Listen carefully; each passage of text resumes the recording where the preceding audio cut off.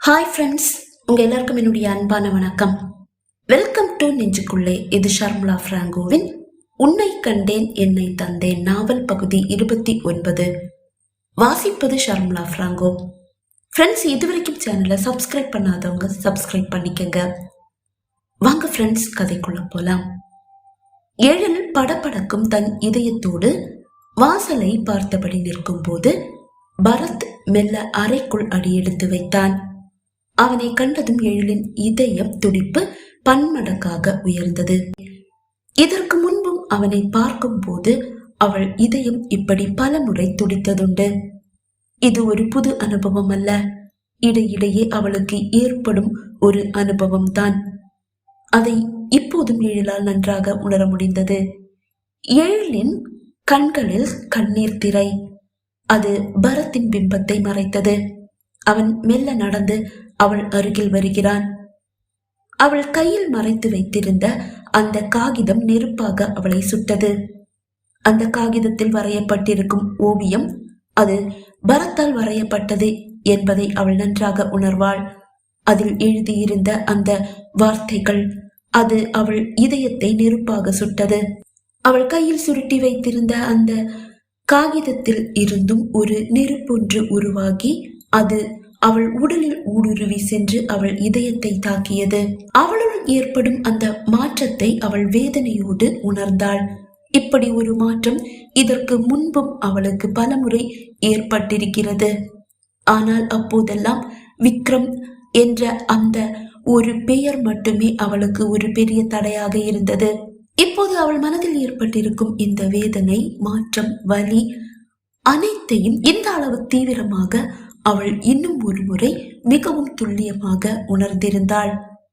பரத் அவளை கொடைக்கானலில் அந்த ரவுடிகளிடமிருந்து காப்பாற்றிய அன்றும் இதே வேதனையை அவள் உணர்ந்திருந்தாள். இப்படி ஒரு உணர்ச்சியின் தூண்டுதலில்தான் அவள் அவனை ஓடி வந்து கட்டி அணைத்து அவள் தோளில் சாய்ந்து அழுதாள். முதன்முறை தன் வீட்டு மாடியில் நின்றபடி பரத்தின் வீட்டு வாசலில் பரத்தை கண்ட அந்த நிமிடம் அவள் மனதில் ஓடி வந்தது. அவன் ஹெல்மெட்டை கழற்றிய போது அவள் மனதில் பாய்ந்த அந்த மின்னல் அது ஒரு இனக்கவர்ச்சி அல்ல, அது உண்மையான காதல் என்று பல முறை அவள் உணர்ந்ததுண்டு. அந்த காதலை அவனது அருகாமையில் அவள் பல முறை உணர்ந்திருக்கிறாள் அல்லவா? விக்ரமின் அருகாமையில் அவளுக்கு ஏற்படாத ஒரு ரசாயன மாற்றம் அது. அவள் பல முறை பரத்தின் அருகாமையில் உணர்ந்த போது எல்லாம் மிகவும் சிரமப்பட்டு அதை அடக்கியிருக்கிறாள். பல முறை அவள் மனம் அவளிடம் கூறிய அந்த வார்த்தைகளை மீண்டும் அவளிடம் கூறியது. விக்ரமிடம் உனக்கு இருப்பது காதல் அல்ல, அவன் தற்கொலை செய்து கொள்வான் என்ற பயத்தில் நீ கூறியது எப்படி காதலாகும்? அது உண்மையான காதலாக இருந்தால் அவனை நீ சந்தேகப்பட்டிருக்க மாட்டாய். பரத்தை நீ கண்மூடித்தனமாக நம்புகிறாய். பரத்திடம் உனக்கு இருப்பது மரியாதை மட்டும் அல்ல, மரியாதை கலந்த உண்மையான காதல். இதுதான் உண்மையான காதல். விக்ரமிடம் உனக்கு இருப்பது காதல் அல்ல, பயம். அவன் தன் உயிரை மாய்த்துக் கொள்வானோ என்ற பயம். அந்த பயத்தால் தான் நீ அவனை காதலிப்பதாக கூறினாய். அவனை இப்போதும் காதலிப்பதாக நடிக்கிறாய். இப்போதும் நீ அவனை திருமணம் செய்து கொள்ள விரும்புவது காதலால் அல்ல, அந்த பயத்தால் மட்டுமே. அதை நீ ஏன் புரிந்து கொள்ளவில்லை? உண்மை என்ற சூரியன் உதயமாகும் போது பொய் என்ற இருள் மறைந்து போகும். உண்மையான காதல் மனதில் தலை தூக்கும் போது போலியான காதல், இனக்கவர்ச்சி அனைத்தும் தலை திரிக்க ஓடும் என்று அவள் மனம் உறக்க கூறியது. எழிலின் இதயத்தில் இருந்து ஒரு ஏக்கம் வெளிப்பட்டது. ஓடி சென்று பரத்தை கட்டி அணைத்து ஐ லவ் யூ என்று கூற அவள் மனம் துடியாக துடித்தது. ஆனால் விக்ரம், அவன் மீது தான் வைத்திருக்கும் போலி காதல், அது அவளை இரும்பு சங்கிலி போல் பிணைத்து போட்டது. விக்ரமை காதலிப்பதாக அவள் பரத்திடம் கூறிய அந்த நிமிடத்தை சபித்தாள். அவனிடம் விக்ரமை காதலிப்பதாக கூறியது மட்டுமல்லாமல் அவனை திருமணம் செய்து கொள்ள இப்படி ஒரு திருமண நாடகத்தை நடத்த பரத்தின் உதவியையும் அவள் கேட்டிருக்கிறாள். அவனும் தனக்கு உதவி இருக்கிறான். இந்த வேளையில் தான் விக்ரமை அல்ல, உங்களை தான் காதலிக்கிறேன் என்று அவனிடம் எப்படி கூறுவது? அப்படி கூறினால் தான் ஒரு தரங்கெட்ட பெண்ணாகி போவோம் அல்லவா என்றெல்லாம் அவள் மனம் புலம்பியது. அவளுக்கு வாய்விட்டு கதறி அழ வேண்டும் என்று தோன்றியது. அதற்குள் பரத் எழிலின் அருகில் வந்துவிட்டான். அதிர்ச்சியில் உறைந்து கண்களில் கண்ணீரோடு நிற்கும் எழிலை கண்ட பரத், மணிமேகலைக்கு அனைத்தும் தெரிந்துவிட்டது என்பதால் தான் அதிர்ந்து போய் இருக்கிறாள் என்றுதான் நினைத்தான். அவள் அருகில் மிகவும் அருகில் வந்து நின்ற பரத் அவள் அடிபட்டு சிவந்த கன்னத்தை பார்த்தான். அவனது வலக்கரம் அவனையும் அறியாமல் மேலே உயர்ந்தது. அவன் கரம் இப்போது அவளது கன்னத்தின் அருகில் மிகவும் அருகில் நெருக்கமாக வந்து நின்றது. எழிலின் கண்கள் அவனது கரத்தின் மீதுதான் இருந்தது. அவனது கரம் தன் கன்னத்தை வருடாதா என்று அவள் முதன்முறை ஏங்கினாள். அவள் கன்னத்தை வருடுவதற்காக உயர்த்திய அவனது கரம் அப்படியே நின்று போனது. அவன் தன் விரல்களை அப்படியே மடித்துக் கொண்டு கரத்தை மெல்லே கீழே இறக்கினான். அதை வேதனையோடு பார்த்தபடி நின்ற எழில் ஏனோ அவளையும் அறியாமல் அழுதாள். அவள் அப்படியே படுக்கையில் விழுந்து அழ, எழில் என்னாச்சு? அண்ணி அடிச்சது ரொம்ப வலிக்குதா? பயங்கரமா அடிச்சுட்டாங்களா? சாரி எழில், என்னால்தான் உனக்கு அடி விழுந்துடுச்சோன்னு ஒரு குற்ற உணர்ச்சி. நீ அழுறதை என்னால தாங்க முடியல, பிளீஸ் அழாத எழில் என்று அவன் கூற, அவனது கரம் தன்னை அணைத்து தனக்கு ஆறுதல் கூறாதா என்று அவள் ஏங்கினாள். ஆனால் அவன் தள்ளியே நின்றான். எழில், பிளீஸ் அழாத, தயவு செஞ்சு அழாத பிளீஸ். வலிக்குதா உனக்கு என்று கேட்டான். அக்கா என்னுடைய கன்னத்தில் அடிச்சது வலிக்கல, நீங்க என்னுடைய இதயத்தில் அடிச்சது வலிக்குதான் என்று கூறி அவனை கட்டி அணைத்து அழ வேண்டும் என்று அவள் மனம் துடித்தது. ஆனால் அவளால் எப்படி இயலும்?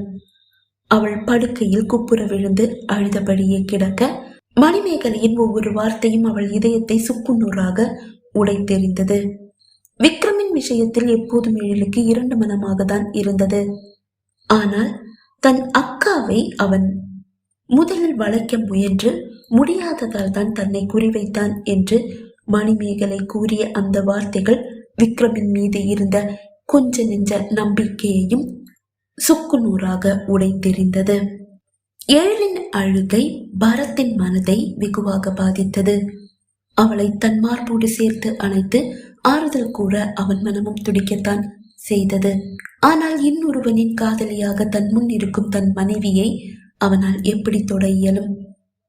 அவன் வேதனையோடு அவளையே சிறிது நேரம் பார்த்தபடி நின்றான். தன்னால் எந்த முறையிலும் அவளுக்கு ஆறுதல் கூற இயலாது என்பதால் அவள் அழுது தானாக சமாதானமாகட்டும் என்று எண்ணியவன் அறையிலிருந்து வெளியே வந்தான்.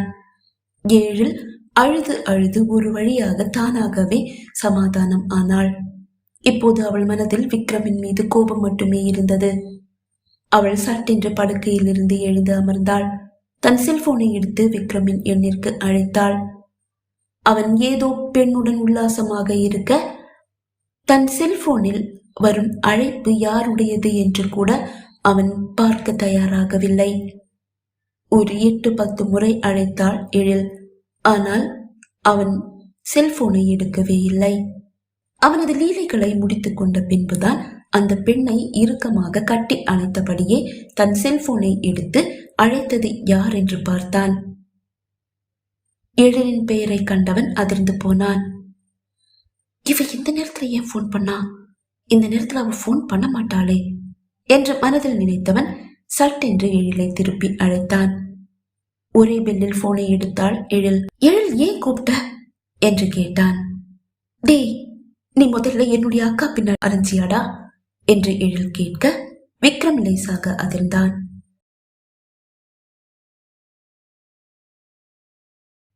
ஏய், அது எல்லாருமே அப்படிதாண்டி. அழகான 4 பொண்ணுங்களை பார்த்தா 4 பேர் பின்னாடியும் அலைவோம், 4 பேருக்கும் ரூட் போடுவோம். அதுல யாராவது ஒருத்தர் தாண்டி காதலிப்போம், அந்த ஒருத்தரை தான் கல்யாணமும் பண்ணிப்போம். இதுல தப்பென்ன இருக்கு என்றான். உன்னை எல்லாம் நான் எப்படிடா நம்புறது என்று கோபமாக கேட்டாள் எழில். என்ன எழில் இது? எப்ப பாரு இதையே சொல்லி டார்ச்சர் பண்ற. இங்க பாரு எழில், உன்னை காதலிக்கிறதுக்கு முன்னாடி வரைக்கும் நான் எப்படி இருந்த, எத்தனை பேரை காதலிச்சேன்னு பார்க்காத. உன்னை காதலிச்சதுக்கு அப்புறமா நான் எந்த பொண்ணையும் ஏறிட்டு கூட பார்க்கலடி. நீ மட்டும்தான் என்னுடைய மனசுல இருக்க. நீ என்னுடைய உயிர்டி. என்ன புரிஞ்சுக்கவே மாட்டியா? எப்பவுமே என் மேல சந்தேகப்பட்டுட்டே தான் இருப்பியா என்று கேட்டான் விக்ரம். டேய், முதல்ல இந்த டீ போட்டு கூப்பிடுறத நிறுத்துடா. நான் உன்னை நம்ப தயாரா இல்ல. உன்னை இனிமே நான் நம்பவே மாட்டேன். இனிமே நீ எனக்கு போன் பண்ணாத, என்ன தொல்லை பண்ணாத, என்னை விட்டுட்டு பிளீஸ் என்றவள் அழைப்பை துண்டித்தாள். ஆனால் விக்ரம் அவளை விடுவதாக இல்லை. தொடர்ந்து பலமுறை அவளை அழைத்தான். மெசேஜ் செய்தும் பார்த்தான். ஆனால் எழில் மசியவே இல்லை. எழில் தன் கையை விட்டு நழுவுகிறாள் என்று புரிந்து கொண்ட விக்ரம் அவளை விடக்கூடாது என்று முடிவு செய்தான். அவளை அப்படி விட்டுவிட்டால் தன் மாமாவின் மானத்தை எப்படி வாங்க இயலும்?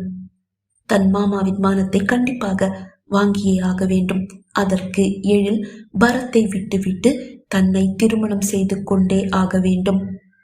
அப்படி அவள் தன்னை திருமணம் செய்து கொள்ள தயாராகவில்லை என்றால் கூட குறைந்தபட்சம் ஒரு நாளாவது அவளை தன் படுக்கைக்கு கொண்டு வந்தே ஆக வேண்டும். அதற்கும் அவள் கண்டிப்பாக ஒத்துக்கொள்ளப் போவதில்லை என்று அவனுக்கு நன்றாகவே புரிந்தது.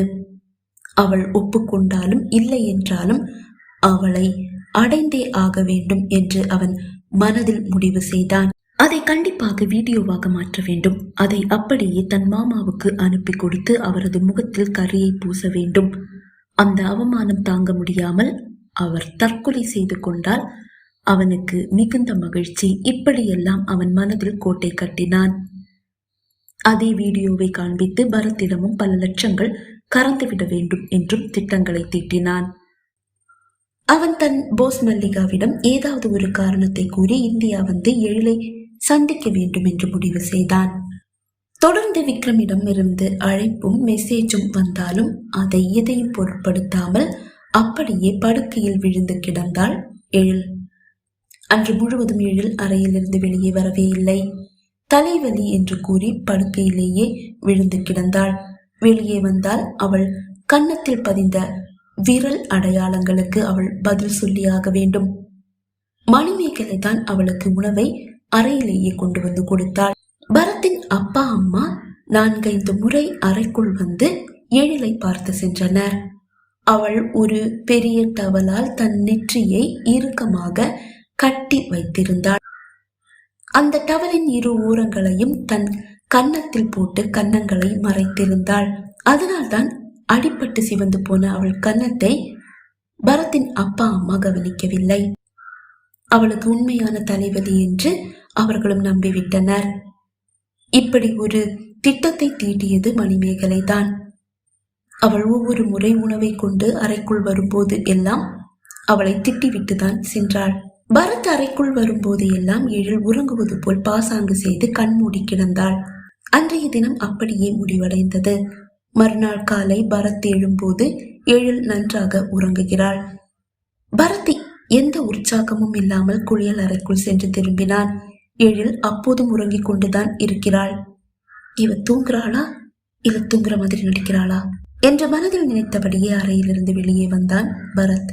அவன் அறையிலிருந்து வெளியே சென்ற பின்புதான் எழில் மெல்ல படுக்கையில் எழுந்து சாய்ந்து அமர்ந்தாள். அவள் மனதில் பல கேள்விகள் எழுந்தது. அவள் மெல்ல எழுந்து வந்து அறைக்கதவை சாத்தி தாளிட்டு விட்டு அங்கிருந்த மேஜையின் அருகில் வந்து அதன் டிராயரை இழுத்து திறந்தாள். ஆனால் அது திறந்து கொள்ளவில்லை. அது சாவியால் பூட்டப்பட்டிருக்கிறது என்று அவளுக்கு புரிந்தது.